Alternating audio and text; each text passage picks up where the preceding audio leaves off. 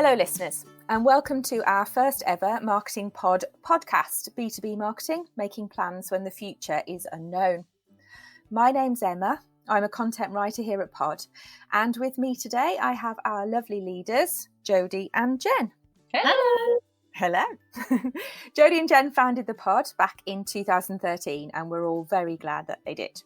We've grown so much in the past few years, and like any growing business, we've faced some challenges along the way. But I think you'll both agree with me when I say that nothing could really have prepared us for this year and all that has happened so far. Absolutely. And that's what we're really here to talk about, how the coronavirus pandemic has impacted the professional lives of B2B marketers and inevitably their personal lives too.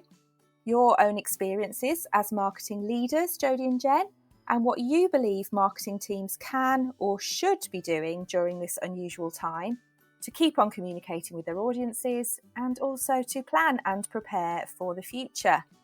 And so, Jodie, on that note, perhaps we could start by talking about what, in your opinion, B2B marketers will have found most difficult about this whole experience from a business perspective. Well, there's actually, from a business perspective, there's actually quite a lot I could probably say here, but I think one of the main things has been the lack of opportunity for prospecting, for reaching out to potential new customers.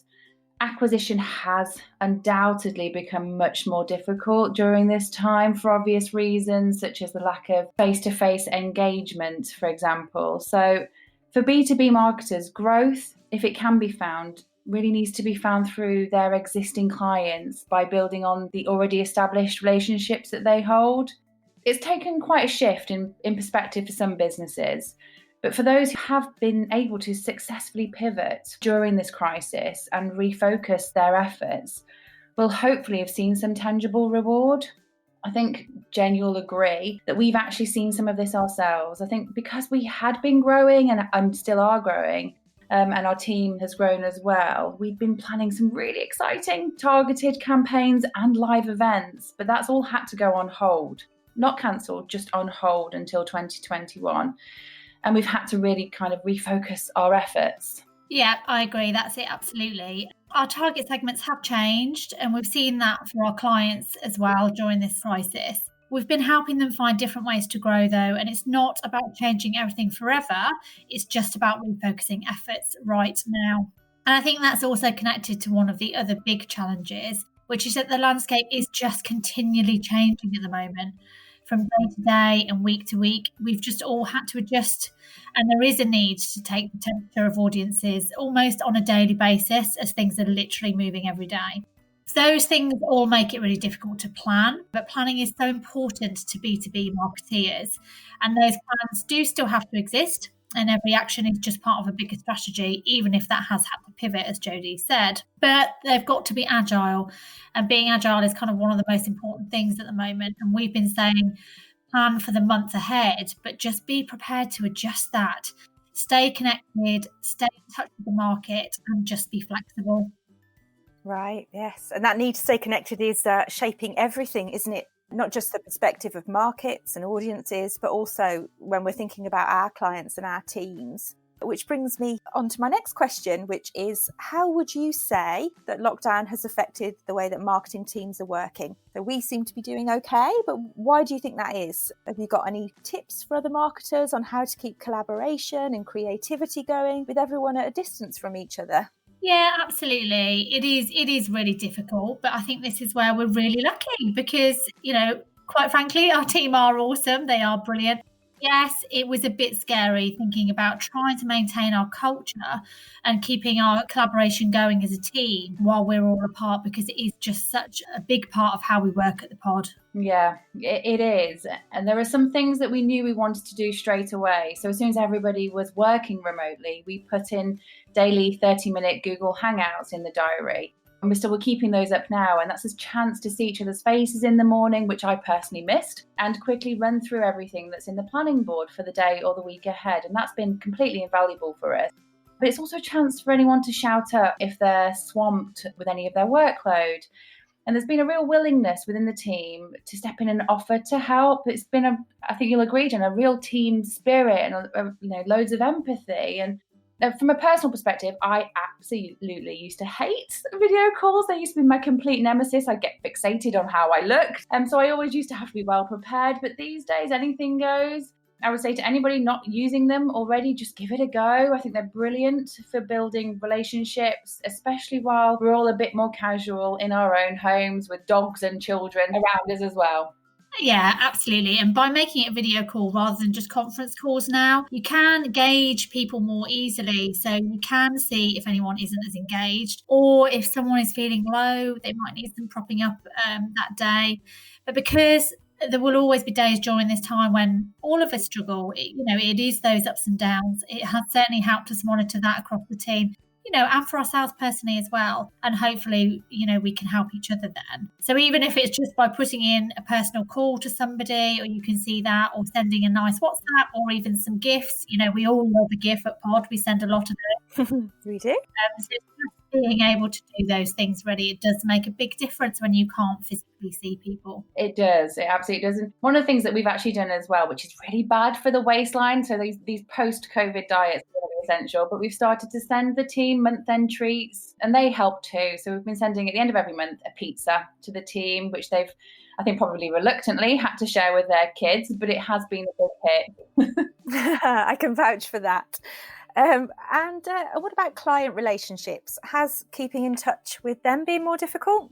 Do you know what's stranger? I think actually the opposite is true. I think we've actually, I don't know whether this is a universal experience, but I think on the whole, our clients have actually been easier to reach, and they're actually a bit more ready for slightly increased, probably more informal level of contact. And I think that's possibly because some of their other activities and meetings have been removed, or because there's no longer the pressure of commuting from A to B. Or whether it's just because actually they're enjoying, the increased human contact in a virtual environment. Time is still obviously precious, but there just seems to be slightly more of it, and everyone is at their desk, wherever their desk may be. So I think actually, no, we've probably had more client contact than ever. Yeah, I totally agree with that. I think it's nice to have that extra little insight into each other's just as human beings, really. I think when, we're all doing these video calls and with clients as well, I sit and work in my kitchen. My children are obviously here as well.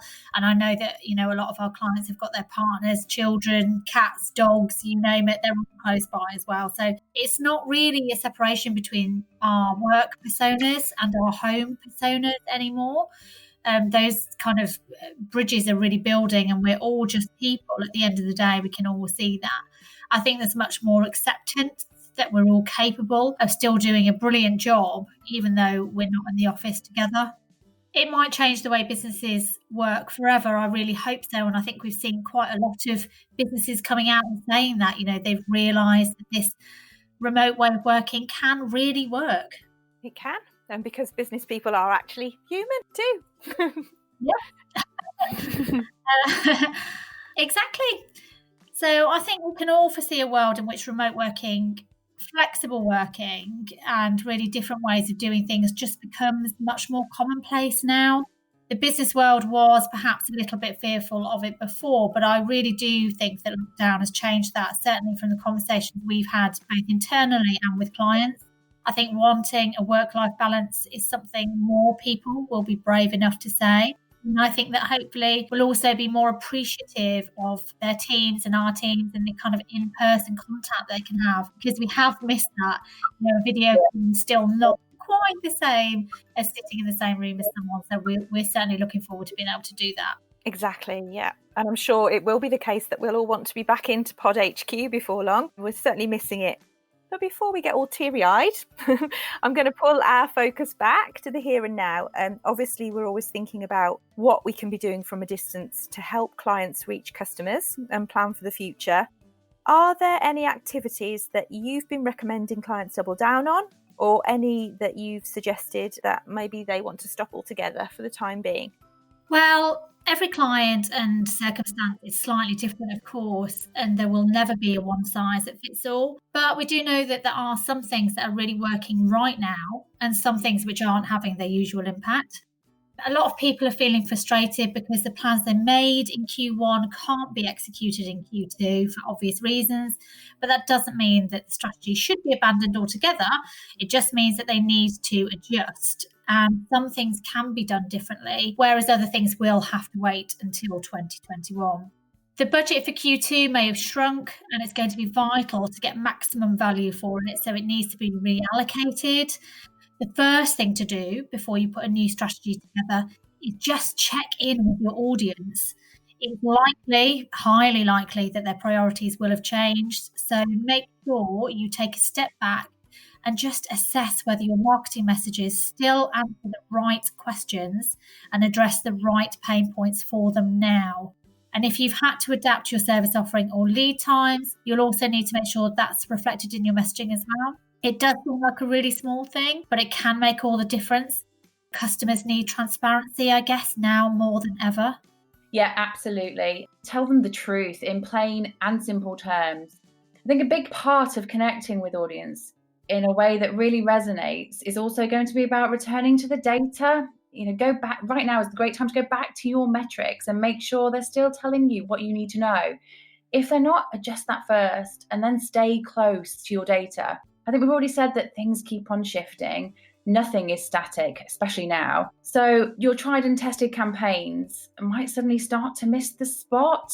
And actually, you might also see that channels that have never been that effective for you suddenly yielding great results. So now, more than ever, it's going to be crucial to make sure that you're not wasting your budget and continue to regularly review the data that you're collecting and adapt your strategy and spend accordingly. Right, so you've reassessed your data and you've adapted your strategy. Now to execute it. What tactics, Jen, do you think are working really well at the moment? Okay, well, digital advertising is obviously a big one. Really, to do this really well, you need to do the legwork. You need to analyse the data, find your online audience, and then really go for it. It can be tempting to reduce spend at the moment, even on digital, but the brands that stay vocal are likely to be the ones that stay strong at the moment. And if your competitors go quiet, well, that's even better. You can secure a greater share of voice with a lower chunk of budget. Do be sure to adapt your tone of voice. You shouldn't feel the need to explicitly mention COVID-19 in everything you do, but craft all of your ad content through a COVID lens at the moment. People's sensibilities have changed and they will keep on changing. Avoid anything too cliched, like we're here for you in these difficult times. Stay focused on your brand purpose, your product benefits, and what you can really do for your customers. Absolutely. I agree with that, Jen. I think brand purpose and brand equity are kind of the biggies right now. For the first, people want to know what you stand for, what your values are, is going to matter more from now on.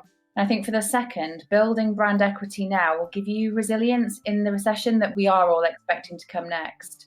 The brands that most likely to come out of this the strongest and the best and the fastest are those that will be remembered for the right reasons. So keep up the digital advertising and also take the time to experiment with other digital formats like podcasts and webinars. And if you've never plucked up the courage to do one before now, well, now is the time.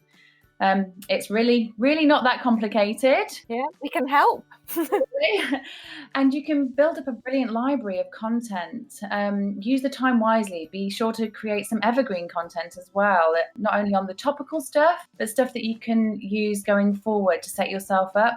Yeah, I agree. Great content is the foundation of any great campaign. And if you're doing digital now, but your heart really belongs to the kind of stuff that we can't really do now, like face-to-face events or direct mail, remember the elements of strong content, whether that is brilliant copy or really impactful design, can be adapted to suit a range of different formats and purposes. And it's really worth investing in.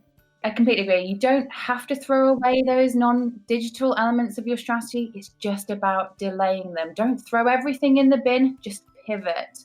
And no one really knows what normal will look like over the coming weeks or even months, but normal service absolutely will resume. And the inventive, exciting strategies that you'd created for this year can hopefully just be repurposed to give you a head start for 2021. I think so many of our clients, especially those in the B2B energy space, were so focused already on sustainability and green action, for example, that this is also going to be even more important right now. So it's really kind of about remolding. It's not about starting from scratch. Brilliant. Some wise words there.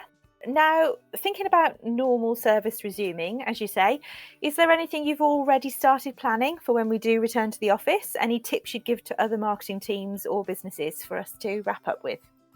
I guess the first thing I'd say is don't rush. There's no need to rush. You know, the B2B marketing world has proven that it can do this. Remote working is working really well. We've seen that for us and our clients. And I know that for some businesses, teams and remote working is likely to remain their way of operating as we move forwards. As natural communicators, though, most marketers are probably craving some time away from their kitchen table and to spend some time back amongst their colleagues. But staying safe and well will always and should always be our first priority. On a practical level, I think Jen and I have already started thinking about hygiene equipment. We've already planned to install some hand sanitizers, and we're already looking at how we can start to stagger work hours and have like a team A and a team B to make sure that we can keep that social distancing in the office. I think having a clear plan for any action you decide to take and being able to offer teams guidance and ongoing reassurance is really critical right now. Marketing teams should definitely have an internal comms strategy as a primary focus while things keep changing. But I do think it's really important to recognise how well we've really done during this time and to acknowledge the quality of work that's possible with dogs and children and under such difficult circumstances. And what we've seen from our clients and from the marketers in our circles is that people are doing some really amazing things, innovating, pivoting, experimenting, and seizing every opportunity they can. Yes, leaders should absolutely be planning the logistics of a return to the office, or in some cases, better practices for working from home. But for now, I think maybe we just need to take a bit of a breath and acknowledge that B2B marketers are pretty awesome. You know, you guys kind of rock. Brilliant. Thanks, Jodie, and thanks, Jen. I think we'll end on that, and you heard it here first. B2B marketers rock. Thanks everyone for joining us here today, and be sure to look out for our next podcast, in which we will be joined by a marketing pod client discussing their own experience of going digital during lockdown and the results that they've had so far. Thank you. Thanks both. Bye. Bye.